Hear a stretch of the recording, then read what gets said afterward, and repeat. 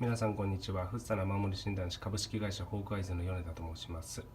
現在雨漏り診断をしている最中です。雨漏りしているお客様のお宅にお邪魔して、屋根裏に入って許可を得て撮影をさせていただいております。築20年から30年鉄骨造 LC 外壁です。室内で2箇所雨漏りしていました。リビングと洗面所の方ですね。でその2つの天井裏に潜り込んで直上を見ますと、このような部分が関係しています。これはですね、母屋のベランダバルコニーの一番先端のところをですね、飲み込んだ形で新しくお家を増設されました。でそこが関係して、そこから雨がポチョポチョ落ちているということですね。でこのように小屋や屋根裏に入り込みますと、すごく原因の特定にやりやすい時もあります。全ての箇所が別に原因箇所ね一緒なわけじゃないので、いつでも潜り込めばすぐ分かるわけではありませんけどもね。